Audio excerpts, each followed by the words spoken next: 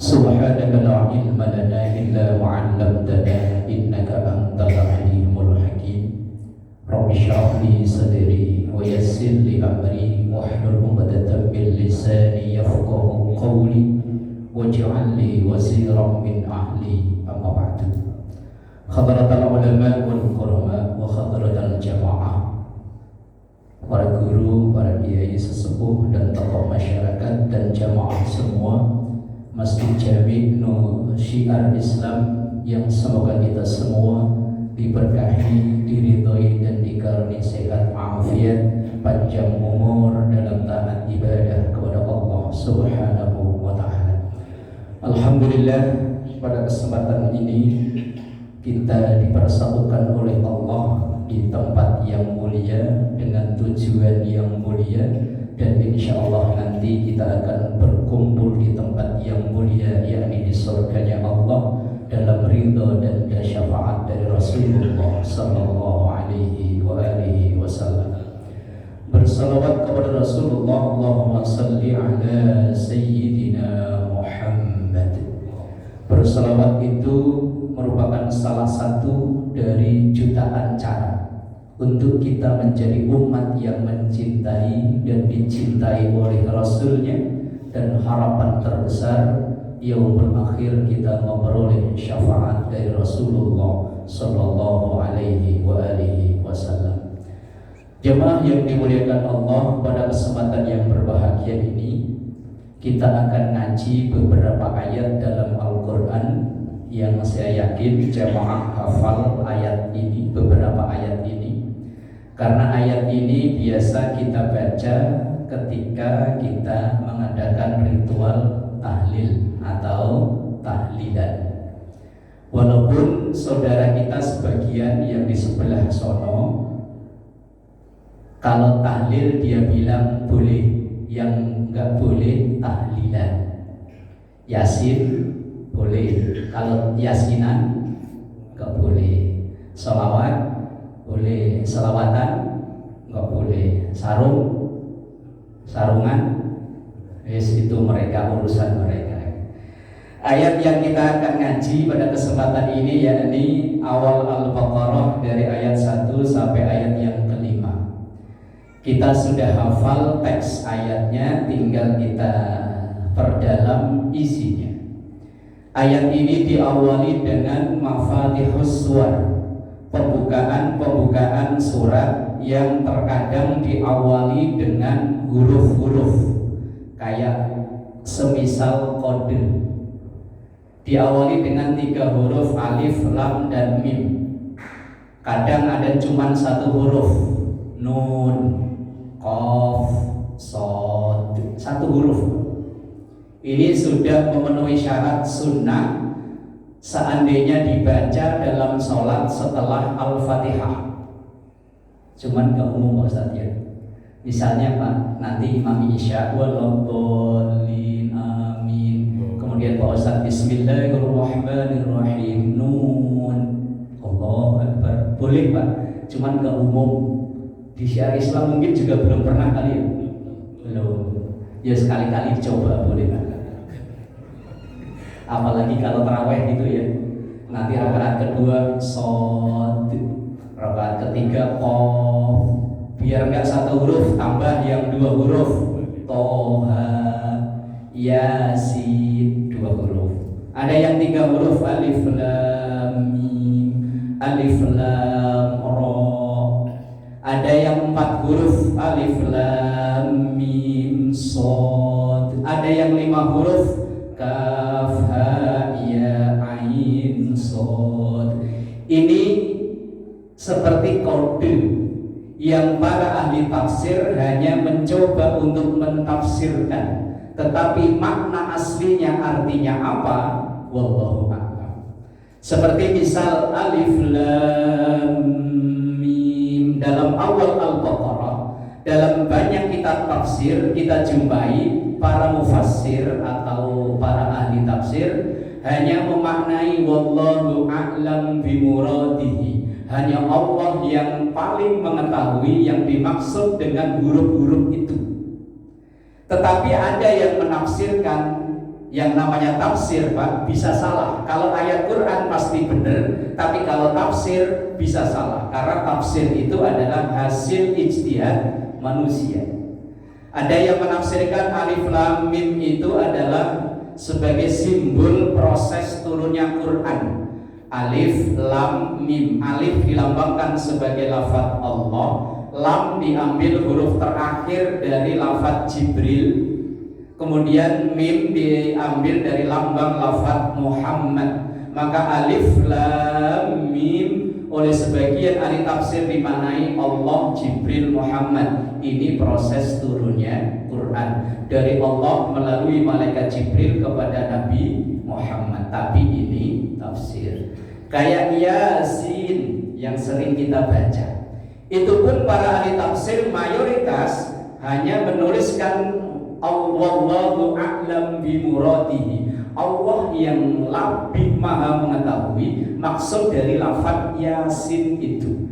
Tetapi oleh para ahli tafsir ada yang mentafsirkan Yasin itu ya insan, wahai manusia. Yang dimaksud manusia ini adalah Nabi Muhammad. Yasin ada yang ditafsirkan sebagai nama Nabi Muhammad. Maka dalam sholawat Badar sering kita bacakan sholatullah salamullah ala toha rasulillah, sholatullah salamullah ala yasin habibillah. Yasin yang dimaksud di situ adalah nama Nabi Muhammad. Tetapi yang lebih sahih, para ahli tafsir menuliskan hanya Allah yang lebih tahu. Kemudian di ayat yang kedua, dzalikal kitabu la raiba fihi. Dzalika itulah alkitabu, alkitab. Yang dimaksud alkitab di sini adalah Al-Qur'an. La raiba, la tidak, raiba keraguan, artinya tidak ada keraguan. Kalau yang menyampaikan Quran tidak ada keraguan, maka kita tidak boleh ragu tentang kebenaran yang disampaikan oleh Quran. Dulu para sahabat ketika ayat turun hanya diterima, diimani, dihafalkan, dipelajari. Tetapi pembuktian terkadang berkenaan dengan ayat-ayat yang mengandung ilmu pengetahuan modern baru bisa dibuktikan sekarang. Tetapi kalau yang mengabarkan Quran la raiba fihi, yang tidak ada keraguan di dalamnya, maka kita tidak boleh ragu. Nah, untuk apa Quran itu diturunkan? Hudan menjadi petunjuk, menjadi arahan, menjadi patokan. Misal kita mau jalan, patokannya pakai Google Map. Lah kita menjalani kehidupan, patokannya Quran. Cuman sayang kadang Quran bukan sebagai patokan, malah dibikin jimat. Ayatnya ditulis dipotong-potong, kasih tanda bintang, tanda pagar kayak SMS zaman dulu, Pak. Tulis di kertas, kemudian dibungkus pakai kain, dikasih minyak wangi, paku di atas pintu. Kalau ditanya, buat apaan Pak? Buat tolak bala, buat ngusir demit. Emang demit takut sama yang sepotong? Jangankan sepotong Pak, Bapak beli Quran loh, selemari, tapi kalau nggak dibaca, belas nggak ada manfaatnya. Kadang ada yang hanya Quran itu dijadikan sebagai simbol, biar kelihatan religius. Ketika akad nikah sering kita jumpai mas kawin, Quran dan seperangkat alat sholat. Itu kalau saya yang punya anak perempuan nggak boleh, kecuali seperangkat alat sholat itu musola plus marbotnya. Nah, plus sertifikatnya mau saya Pak. Ya lumayan ya. Iya kan, musola plus sertifikatnya plus marbotnya. Kan seperangkat alat sholat itu. Lah kadang lucunya Pak, itu sebagai mushaf, sebagai apa tadi itu? Mas kawin apa namanya? Mahar. Begitu udah diserahkan itu belas sama sekali nggak pernah dibaca. Nanti ketika istrinya hamil 4 bulan atau 7 bulan itu Quran diambil, dibaca. Itu pun yang baca bukan calon bapak, bukan calon ibu, orang lain. Yang dibaca Yusuf. katanya biar ganteng kayak Yusuf. Yang dibaca Maryam, katanya biar cantik kayak Maryam. Kalau saya bilang Pak, kalau yang baca orang sini mustahil. Lah kalau yang baca orang Arab ada kemungkinan Pak, rasnya sama. Kita orang sini loh Pak, yang asli orang Indonesia itu modelnya begini nih, minimalis. Badan minimalis, wajah minimalis, hidung minimalis. Lah kok seandainya Pak, seandainya ada suami yang rajin begitu anaknya istrinya hamil baca Yusuf pagi sore siang malam, begitu lahir anaknya kok wajahnya wajah Arab.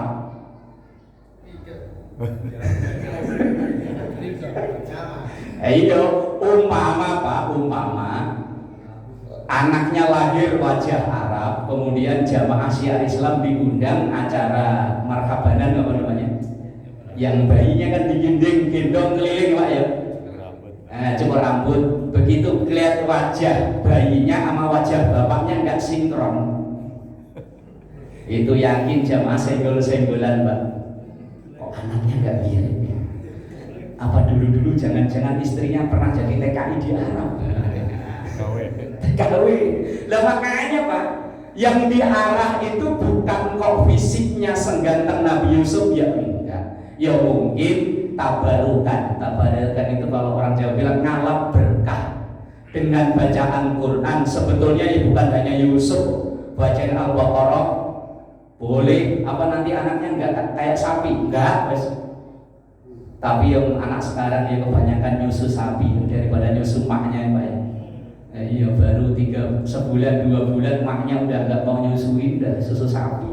Makanya anak sekarang Pak umur setahun 2 tahun udah lincah kayak apa. Cuman kalau diajak disuruh diperintah Pak, tong sore ngaji tong, mau ini nyusuin sapi. Jangan salahin lah, mau bahaya ini.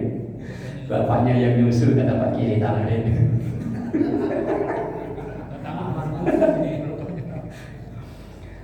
Quran itu sebagai patokan hidup Pak. Ya bolehlah sebagai itu tadi ya boleh, tapi jangan itu jadi tujuan utama. Buat siapa Quran itu? Lil muttaqin, bagi orang-orang yang bertakwa. Lah orang bertakwa itu siapa? Apakah yang pakai baju takwa begini? Apakah yang kemana-mana muter tasbih, muter? Apakah yang kemana-mana pakai gamis, pakai udeng-udeng kayak ban Vespa, sorban kayak ordeng dipikul? Enggak. Kalau ukuran pakai gamis lah, kuli panggul di Arab ya pada pakai gamis lah ya. Yang hadisnya kan innallaha la yanzuru ila suwarikum wala ila ajsamikum walakinnallaha yanzuru ila qulubikum. Takwa itu ukurannya bukan dari pakaian, bukan dari fisik, tetapi dalam hati kita apakah ada takwa atau tidak. Lah muttaqin itu apa? Nah, ayat selanjutnya itu sebagai penjelas. Kalau dalam ilmu tafsir ini namanya tafsir ayat dengan ayat. Ini kedudukan tafsir tertinggi. Mentafsirkan Quran itu ada yang ayat dengan ayat. Ayat menjelaskan ayat, satu ayat dijelaskan dengan ayat berikutnya. Ada yang ayat dijelaskan dengan hadis. Ini peringkat kedua. Ada yang ayat dijelaskan dengan athar. Athar itu penjelasan dari sahabat. Ada yang ayat dijelaskan oleh maqalah ulama. Ini peringkat berikutnya. Lah ayat ini ditafsirkan oleh ayat berikutnya. Orang muttaqin itu alladzina yu'minuna bil ghaib, yaitu orang yang iman percaya dengan adanya yang ghaib. Apa ghaib itu? Kita ini, pikiran kita ini sudah terlanjur diracuni dengan sutradara film. Kalau ghaib itu bayangan kita itu ya mak lampir, mini pelet, gendruwo, pocong, suster ngesot, apalagi nyolor kidul. Bayangan kita kalau ghaib itu loh Pak. Padahal yang dimaksud dalam ayat ini ghaib itu bukan itu. Rukun iman yang 6. Bagi kita kan rukun iman itu 6 Pak. Bagi pendapat lain ada yang beda, itu bukan urusan kita. Rukun iman yang 6 bagi kita 99% adalah ghaib. Definisi ghaib itu adalah segala sesuatu yang tidak bisa dijangkau dengan panca indera kita. Mata nggak bisa melihat, kuping nggak pernah mendengar, kulit nggak pernah merasa, nggak pernah merasakan. Itu ghaib. Nah, rukun iman yang 6 bagi kita ghaib. Pertama, iman pada Allah. Allah Maha Ghaib. Tapi beberapa bulan yang lalu ada yang bisa nelpon ke Allah. Pernah ingat ya Pak? Waktu beda penentuan lebaran di media sosial katanya kiainya itu, saya udah telepon Allah bahwa lebaran hari ini. Oh. Itu Allah pakai simpati apa Indosat wis mbok lah urusan dia, tapi akhirnya dia klarifikasi. Setelah digeruduk orang akhirnya klarifikasi. Allah Maha Ghaib. Bahkan dalam hadis Rasulullah, tafakkaru fi khalqillah wa la tafakkaru fi dzatillah. Berpikirlah tentang makhluk Allah, tapi jangan berpikir tentang zat Allah. Jangan sekali-kali pikiran kita rusak dengan bayangin begini. Ini jam segini, ini Allah lagi ngapain ya? Ini orang yang awalnya jadi gendeng, itu gara-gara mikirnya begitu loh Pak. Mikirnya kejauhan. Sementara volume otak kita itu sangat kecil, kok mau diisi dengan yang gede, gak muat. Kalau gak muat lama-lama stres. Apa? PA. PA itu singkatannya apa? PA itu singkatannya apa? PA. Kalau di agama lain, PA itu pendalaman Alkitab. Di agama lain, karena dulu saya punya teman akrab, dia aktivis. Setiap kali di rumahnya saya tanya, ada acara apa Mas? PA, pendalaman Alkitab. Itu agama lain. Nah, tafakkaru fi khalqillah wa la tafakkaru fi dzatillah. Atau otak kita ini hanya mampu untuk memikir ciptaan Allah, tapi nggak akan mampu untuk memikir tentang zat Allah. Kita hanya meyakini qul huwallahu ahad, Allahus samad, lam yalid wa lam yulad wa lam yakul lahu kufuwan ahad. Allah itu satu. Allah itu tempat untuk meminta atau bergantung, tidak beranak, tidak diberanakkan, dan tidak ada yang menyamai Allah. Kita hanya cukup mengerti itu saja. Atau di sifat 20 yang dari kecil kita pelajari. Allah wujud kita baqa mukhalafatu lil hawadisi diyamuhu binafsihi wahdaniyat ilmu hayat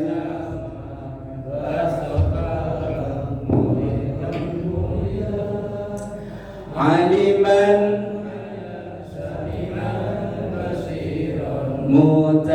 mutakalliman. Kita hanya wajib mengimani bahwa Allah itu ada, Allah itu maha dahulu, Allah itu kekal, Allah itu tidak ada yang menyamai, mukhalafatul hawadis. Ini Allah. Allah dalam rukun iman bagi kita, Allah maha ghaib.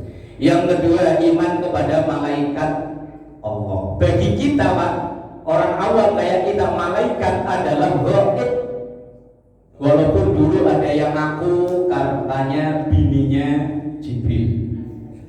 Ingat ya Pak? Ada seorang wanita, ia kerjaannya tukang ngerangkai gembong, biar viral ngaku istrinya malaikat Jibril. Tangkap polisi. Untung ngakunya istrinya Jibril. Coba kalau ngakunya istrinya Israel, polisi mau nangkep, ayo laporin lagi gue. Ngaku. Malaikat bagi kita, malaikat itu kita hanya disuguhkan oleh Al-Quran bahwa malaikat itu ibadun mukramun la ya'sunallaha ma amarahum wa yaf'aluna ma yu'marun. malaikat itu makhluk mulia. Malaikat itu adalah makhluk yang selalu taat pada Allah, sedikit pun nggak pernah membangkang. Atau dalam syair Aqidatul Awam, dulu kita kecil itu diajarin kitab Aqidatul Awam, itu ada bunyi syair, wal malakul ladzi bila abin wa la aqla la syurba wa la nauma lahu.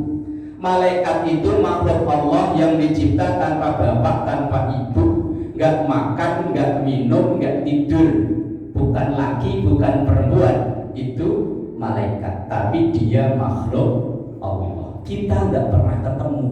Kenapa kita percaya? La raiba fi, nggak boleh ragu, karena yang mengabarkan adanya malaikat adalah Quran. Kemudian yang ketiga, yang pertama iman pada Allah, malaikat Allah. Ketiga, Rasul. Nah, yang ketiga, iman kepada para utusan Allah. Bagi kita umat akhir zaman, dari zaman Nabi Adam sampai Nabi Muhammad, kita nggak pernah melihat orangnya, nggak pernah dengar suaranya, nggak pernah tahu sosoknya seperti apa, nggak pernah tahu, Pak. Kalau yang Nabi KW di TV sering ada yang pulang dari Gunung Sindur, pulang dari sono, dari Bogor kemana, Gunung Sindur, pulang ke Jakarta ngaku jadi nabi, bikin ajaran namanya Al-Qiyadah Al-Islamiyah.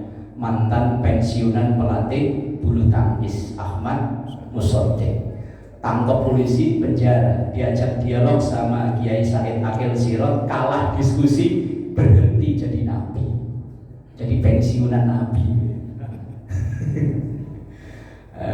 Ya, nabi-nabi palsu kan sering ditawar di TV, Pak, ya, orang bingung nyari kerjaan, udah bikin ajaran baru. Bagi kita, nabi semuanya gaib. Keempat, iman kepada kitab Allah. Kitab Allah yang wajib kita imani 4, Taurat, Zabur, Injil, Al-Quran. Bagi kita yang 3 ini gaib, Pak, cuma 1 Quran yang masih nyata kita lihat. Yang 3 kita wajib percaya, ada Taurat, ada Zabur, ada Injil, tapi tidak wajib untuk memahami, untuk mengetahui, hanya wajib mengimani. Yang keempat, yang kelima, iman kepada hari akhir atau hari kiamat. Wah, ini sering, Pak, yang keramal bahwa dulu kiamat katanya tanggal 12 bulan 12 tahun 2012. Yang ramal orangnya udah mati, kiamatnya belum lama kemarin katanya kiamat. Ini peramal dari India, katanya kiamat itu tanggal 19 Juli ya. 19 Juli kemarin Pak, 2024. Ternyata enggak. Kita nggak tahu kapan datangnya, tetapi kita percaya bahwa kiamat itu ada. Kalau kiamat, nah mungkin ada yang namanya kiamat ya, ada. Nah, kalau kiamat mungkin kita tahu datangnya jam berapa, tahu. Asal mau jamaah maghrib, oh kiamat udah datang tuh kiamat. Kiamat. Kita wajib percaya karena yang mengabarkan Quran Rasulullah Shallallahu Alaihi Wasallam. Ketika beliau ditanya tentang mata sa'ah ya Rasulullah, kapan kiamat itu? Wong sampean sering cerita kiamat, tapi kok nggak pernah cerita tanggalnya, harinya, kapan, tahunnya kapan. Rasulullah pun nggak pernah menjawab secara langsung kapan kiamat. Beliau hanya menjelaskan tandanya. Di antaranya kiamat itu nanti akan terjadi pada hari Jumat. Sekarang udah hari Selasa, berarti tinggal berapa hari lagi, Pak? Selasa, Rabu, Kamis. Nah, pokoknya tinggal 3 hari lagi, Pak. Udah, pokoknya yang punya pantangan nggak perlu dipantang, tinggal 3 hari lagi ini. Tapi Jumat kapan? Wallahu a'lam. Hanya Rasulullah hanya menyampaikan kiamat itu ya taqarrabuz zaman, kalau waktu kita rasakan semakin cepat. Dan sekarang kayaknya begitu ya. Tahu-tahu udah bulan Agustus lagi, tahu-tahu udah Maulid, tahu-tahu akhir tahun, tahu-tahu udah tua. Yang dulu anak-anak sekarang udah punya anak ya. Dulu amit-amit sekarang apa dilimit-limit sekarang amit-amit. Amit-amit. Kayaknya cepet banget ya. Itu prediksi Rasulullah, bukan prediksi, maksudnya Rasulullah hanya menyampaikan bahwa kiamat itu akan terjadi apabila yataqarabuz zaman. Masa itu, waktu itu terasa semakin cepat. Dan kita sudah merasakan itu, tiba-tiba kayaknya. Di antaranya lagi, kalau jumlah laki-laki dan perempuan sudah tidak berimbang 1:50. Ini yang paling tahu RT. Di wilayah sini nih, laki sama perempuan jumlahnya menurut data banyakan mana? Banyakan perempuan ya. Kalau di sini sih untungnya laki semua dia. Kalau nanti sudah 1:50, bukan kok ini jangan dipahami bahwa nanti satu orang istrinya 50. Oh enggak, enak mawon, nggak bisa. Nasib nanti kalau 1:50 yang dinikahin 1:49 nganggur. Bukan. Populasi wanita dan laki-laki itu udah nggak seimbang sampai perbandingannya 1:50. Itu pun baru tanda. Kiamat beneran masih misteri. Quran hanya menggambarkan bagaimana jadinya kiamat. Misalnya kita baca Al-Qari'atu mal-Qari'ah wa ma adraka mal-Qari'ah yauma yakunun nasu kal farashil mabthus wa takunul jibalu kal ainil manfush. Itu gambaran kiamat. Ayat loncat 1 Surat Loncat 1, idza zulzilatil ardu zilzalaha, ketika bumi bergoncang dengan sekuat-kuatnya goncangan. Wa akhrajatil ardu athqalaha, dan bumi mengeluarkan isinya. Itu gambaran kiamat. Tapi kapan? Wallahu a'lam. Yang keenam, iman kepada ketentuan Allah, qada dan qadar. Bagi kita ghaib. Kita hanya bisa berencana, nanti habis isya kita selesai ngaji mau kemana, rencana. Tapi aslinya nanti yang terjadi apa? Wallahu a'lam. Kita percaya yang rukun iman 6, tadi saya katakan 99% ghaib, karena yang masih bisa kita lihat hanya Quran. Apakah sebatas itu? Enggak. Bagi kita Pak, pahala, dosa, ada yang pernah lihat Pak? Pahala yang bentuknya kayak apa? Nah, ini Bapak pada habis maghrib kepada ngumpul di sini nyari apa? Nyari pahala. Ada pahala warnanya kayak apa? Bentuknya kayak apa? Apakah bunder? Apakah bulat, lonjong, kotak? Lah nggak tahu lagi cari. Orang kok nyari ya nggak tahu. Tapi percaya Pak ya adanya pahala, percaya. Kenapa percaya? Karena yang mengabarkan Quran. Dosa kayak apa? Ya nggak tahu ya. Kalau seandainya dosa kelihatan, mungkin orang pada takut untuk dosa. Pak seandainya ada orang yang ini malam iseng-iseng buka HP masang slot. Kok bahaya itu? Iseng lah kok. Dosanya kelihatan, begitu subuh kelihatan wajahnya pada benjol-benjol, pada bengok-bengok. Di semalam habis masang slot ya ketahuan Pak.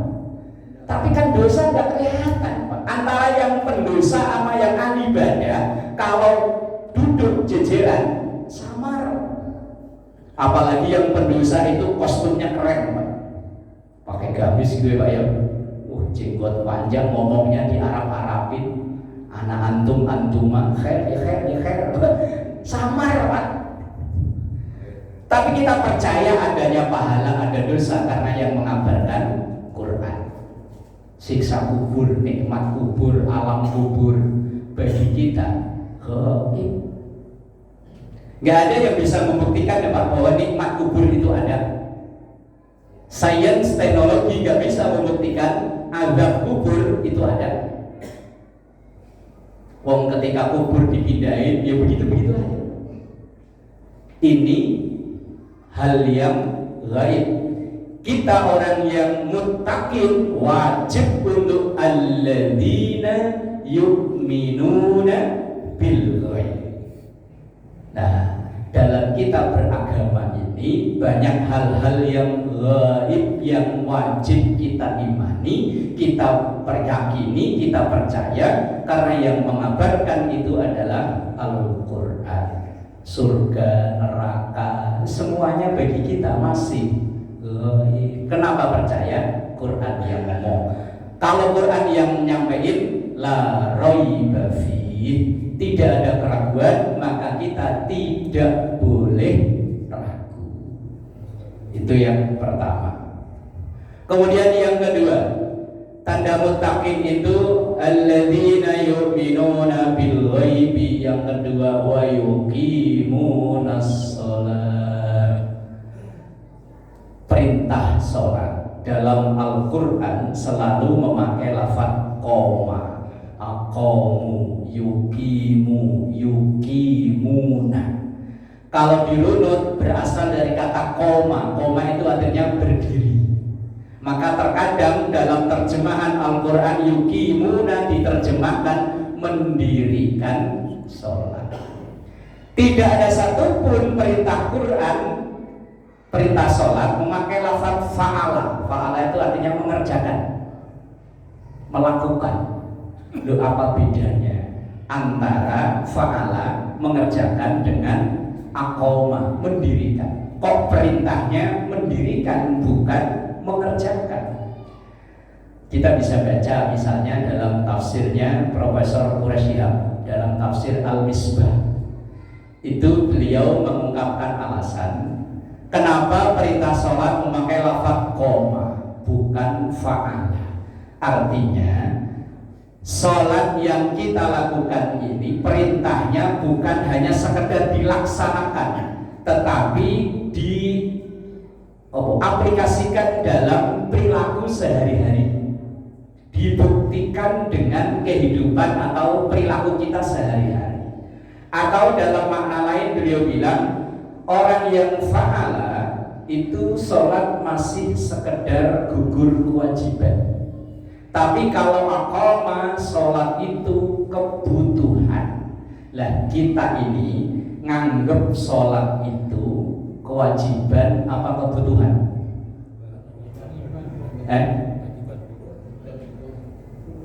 Mau pilihannya satu, dua-duanya. Kewajiban apa kebutuhan? Kewajiban. Berarti kalau seandainya kewajiban ini nggak ada, kita senang ya. Yang namanya kewajiban, Pak, kalau kewajiban itu ditiadakan, kita senang loh. Misalnya besok ada pengumuman dari pengurus RT, Bapak Ibu warga Cipucang 3 dan seluruh Indonesia bahwa mulai tanggal 1 Agustus kewajiban bayar pajak kendaraan bermotor hilang. Seneng kita ya, seneng wong ini kewajiban. Tapi kalau kebutuhan kok dilarang, marah kita, Pak. Makan itu kebutuhan ya. Nah, kebutuhan itu kok dihalang-halangi, marah. Lah kita masing-masing menganggap bahwa sholat ini awalnya kewajiban, memang diwajibkan. Tapi begitu kita laksanakan terus, lama-lama menjadi kebutuhan. Kewajiban itu kalau nggak ada malah seneng, tapi kalau kebutuhan nggak ada dicari.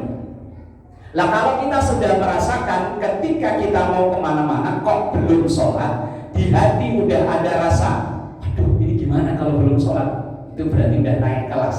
Sholat bukan hanya kewajiban tapi kebutuhan. Lah itu yang merasakan ya kita, Pak. Misalnya kita habis isya, waktu lewat udah lewat, kita belum sholat kok ada kegiatan apa-apa, oh saya belum sholat, rasanya kayak ada yang ganjel, ada yang tertinggal. Berarti itu kita udah mulai naik kelas dari awalnya kewajiban menjadi kebutuhan. Anak kita itu dulu kita paksa untuk makan, Pak, itu namanya kita wajibin makan. Tapi begitu udah sering kita paksa, kita wajibin makan, lama-lama makan menjadi kebutuhan. nggak usah disuruh, nanti dia juga makan sendiri. Begitupun sholat. Itu makna sebagian dari yuqimuna, tapi tidak sebatas itu. Misalnya kita baca dalam tafsir Ibnu Katsir bahwa yuqimuna sholat itu orang yang hati-hati, teliti, nggak sembrono dalam sholatnya. Mulai dari wudunya sampai selesai wudu dia memakai pakaian, kemudian sampai sholatnya tempatnya, mulai dari takbiratul ihram sampai salam, tidak sembrono. Karena banyak di antara kita ini ilmunya kan ilmu turunan. Islamnya ya Islam turunan. Karena bapak Islam ya kita Islam, sehingga kadang ilmu wudu aja, mohon maaf, masih sering kita jumpai yang enggak sempurna. Ketika wudu kadang ini baju cuma segini, wudu cuma segini aja sekenanya. Padahal kita semuanya tahu wudu itu adalah waghsilu wujuhakum wa aydiyakum ilal marafiq, yaitu basuhlah wajah. Wajah itu mulai dari tempat tumbuhnya rambut, kanan kiri telinga, bawah janggut. Kadang ada yang wudu airnya cuma dikepret-kepretin doang. Pernah lihat ya? Orang wudu begini. Lah ini kan sini nggak kena. Begitu tangan cuma begini doang. Ini nggak kena. Lah ini namanya kan sembrono. Padahal wudu itu batasannya ya tadi ini sini. Tangan dia sampai siku. Bahkan dalam kitab Nihayatul Zain Imam Nawawi Banten, ini asli ulama Indonesia, lahir di Tangerang. Saya belum tahu Pak, hanya namanya doang. Asli ulama Indonesia tapi jadi guru besar di Makkah sampai beliau meninggal. Beliau mengatakan yang wajib dibasuh itu sampai ke siku, sampai kulit yang berada di bawah kuku yang bisa dipotong.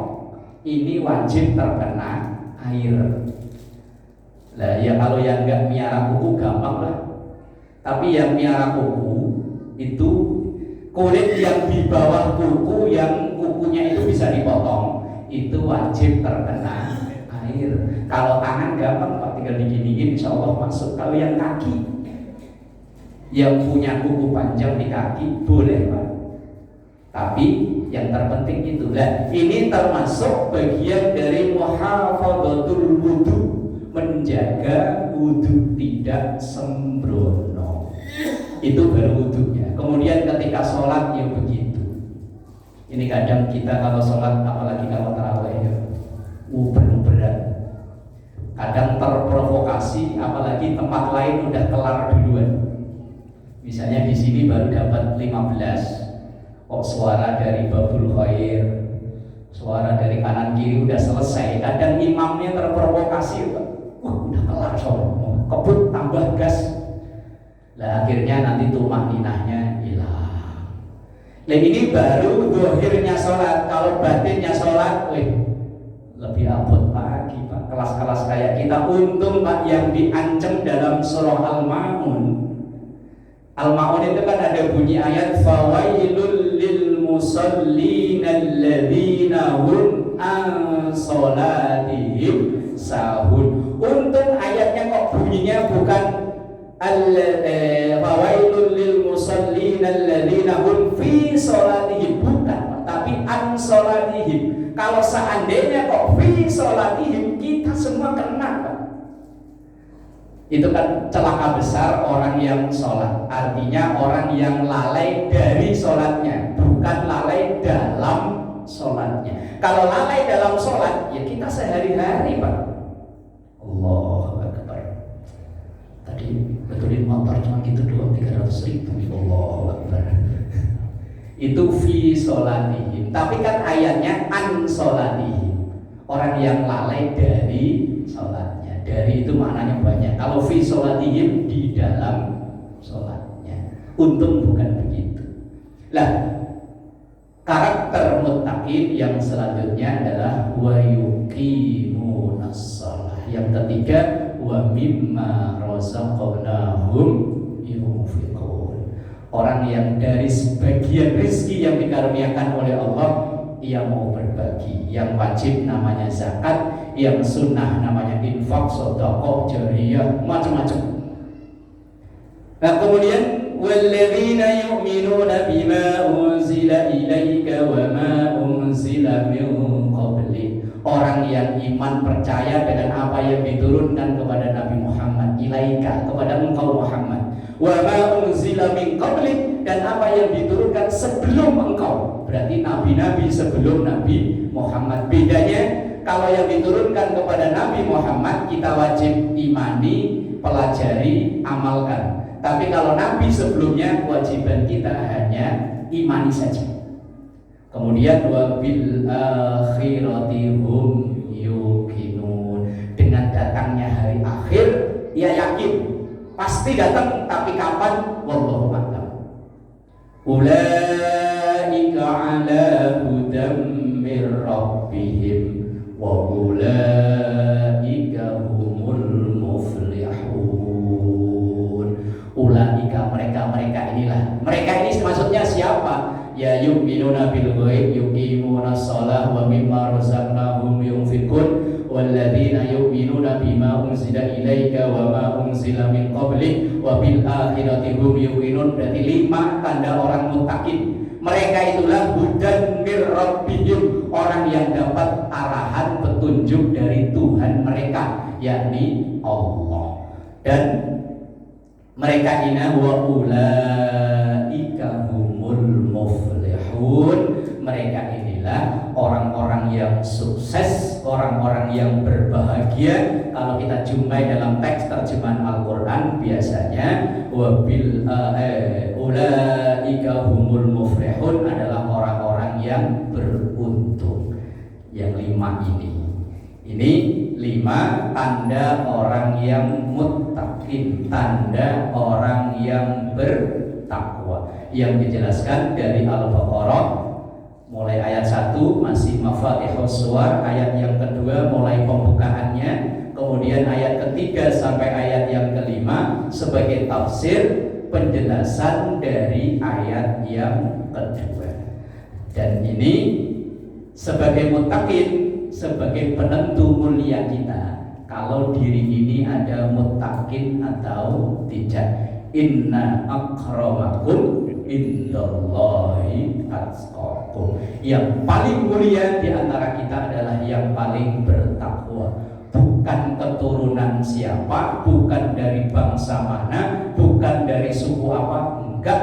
Biar dia bapaknya wis gembong maling, tapi kalau memang anaknya berprestasi, itu yang mulia. Abu Jahal terkenal, semua orang terkenal. Abu Jahal kenal, musuhi Rasulullah, tapi punya anak namanya Ikrimah. Ikrimah itu sahabat muda cerdas, pendamping sahabat Ali. Kita kenal tokoh namanya As bin Wa'il, punya anak namanya Amr bin As. Bapaknya musuhi Nabi, anaknya membela Nabi. Ada namanya Walid bin Mughirah, punya anak namanya Khalid bin Walid, panglima perang yang tak terkalahkan. Bapaknya terkenal menjadi orang-orang yang musuhi Nabi, tapi anaknya memang takwanya yang luar biasa. Maka Islam itu tidak diskriminatif, mau anaknya siapa, dari suku mana, dari bangsa apa. Kalau memang dia atqakum, inilah orang yang istimewa di hadapan Allah Subhanahu wa ta'ala. Wallahu a'lam bishawab. Al-Fatihah. Alhamdulillah.